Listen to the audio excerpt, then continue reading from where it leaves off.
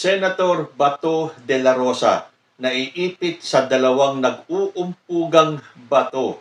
Hindi po ba at may usap-usapan na nag-release na ang ICC ng warrant of arrest para kay Bato de la Rosa? Pero hanggang ngayon, hindi pa po nako-confirm yan. Pero itong si Bato de la Rosa ay nanigurado na at nagtago na. Sino ba naman ang hindi mangangatog ang tuhod? Kung ganyan mabalitaan mo na lumabas na pala ang iyong warrant of arrest at ma-imagine mo pa lang na mawawalay ka sa pamilya mo at mag-isa ka sa isang foreign kulungan, kundi ka ba naman talaga mag-iisip kung ano ba ang dapat mong gawin. At yan po ang sinasabi kong naiipit si Bato de la Rosa sa nag-uumpugang bato. Bakit kanyo? Ito ay binalita noong December 5 pa. Sabi ng ABS-CBN, Bato could take blame for drug war deaths to free Duterte from ICC. Sabi po yan ni Sereno. Senator Ronald Bato de la Rosa could name himself the mastermind in alleged crimes against humanity in the anti-drug campaign he led to save former President Rodrigo Duterte, who is being held by the International Criminal Court. Former Chief Justice Maria Lourdes Sereno said.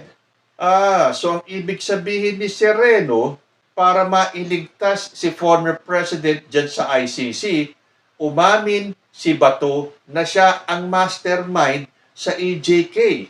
Para nga naman, kapag napaniwala niya ang ICC na siya at hindi si Duterte ang mastermind ng EJK, ay posibleng mapalaya si Digong.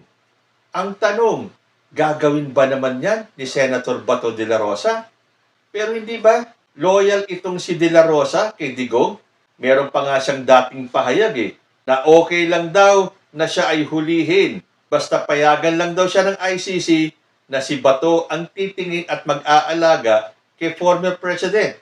Na alam naman natin na hindi naman po pwede yun. Hindi naman siya dadalhin sa ICC para maging caregiver ni Digong. Dahil siya po ay lilitisin din doon.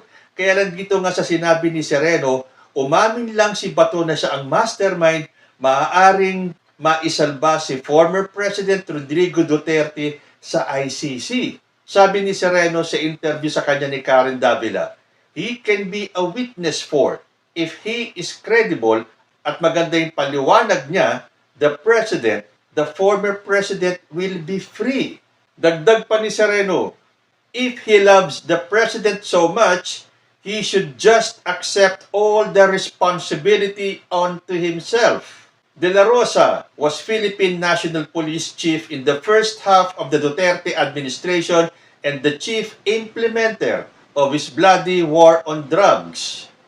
When asked if De la Rosa would do it, Sereno said the senator should instead reflect on whether or not his duty led to a correct outcome. Ibig sabihin, dapat pag-isipan ni Bato kung yung bang ginawa niyang pag-implement ng EJK o ng war on drugs ay nakabuti talaga?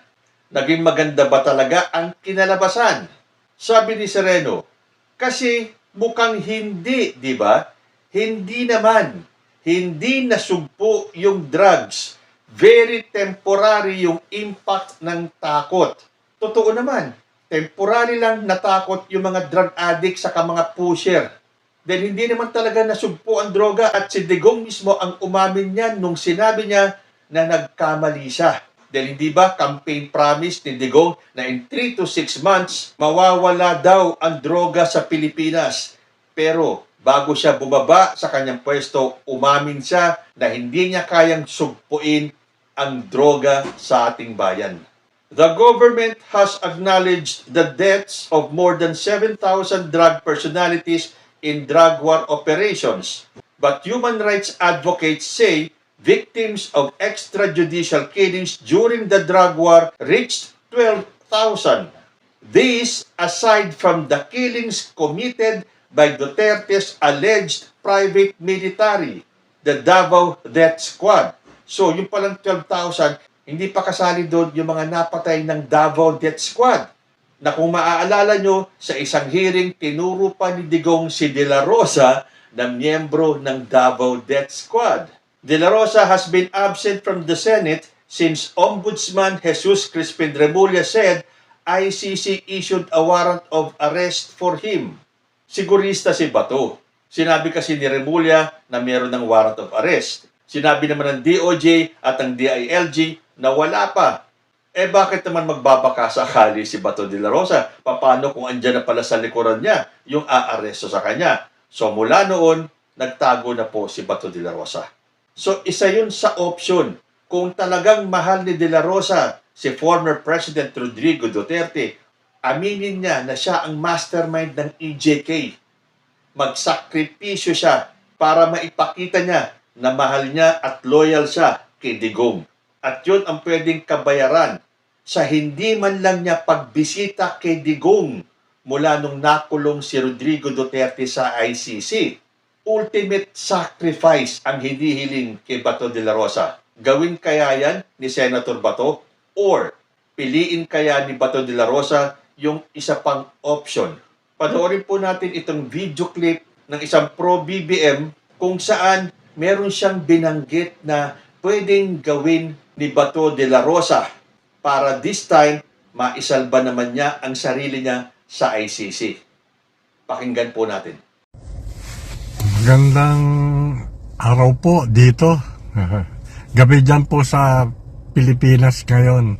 Magkukwentuhan muli po tayo tungkol kay Bato de la Rosa.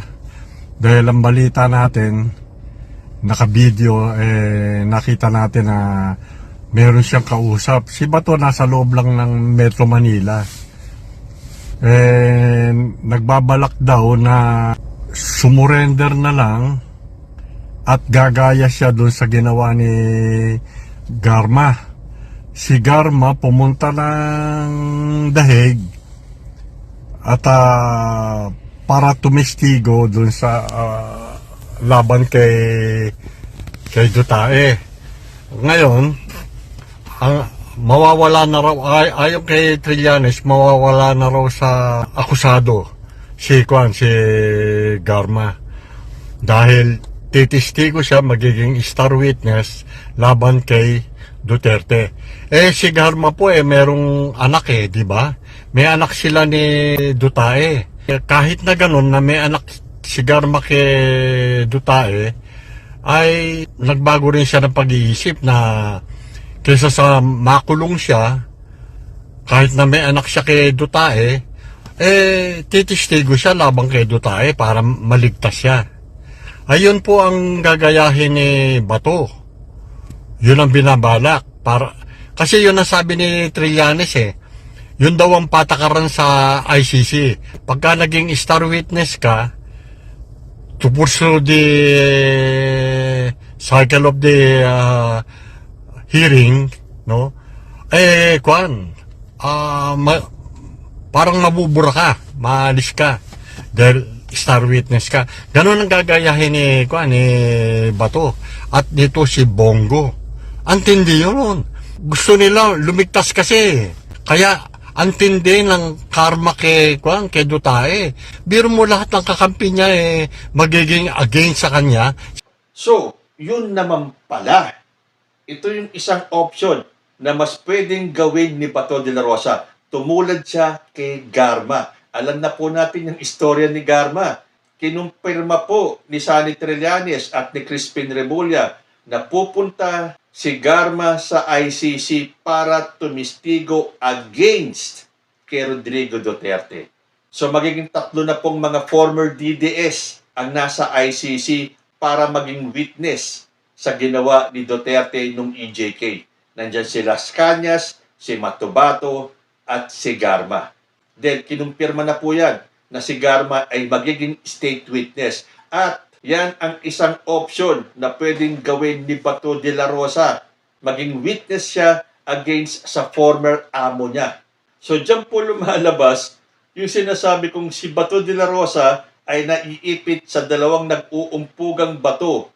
Yung isa magpapakahiro siya, aamin siya na siya ang mastermind ng EJK, magiging bayani pa siya sa mata ng mga DDS dahil handa siyang ipagpalit ang sarili niya para makalaya si Digong.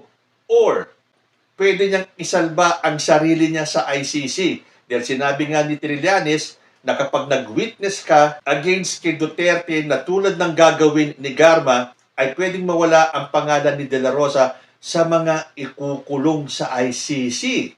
Maliligtas na nga naman si De La Rosa at hindi na siya makukulong.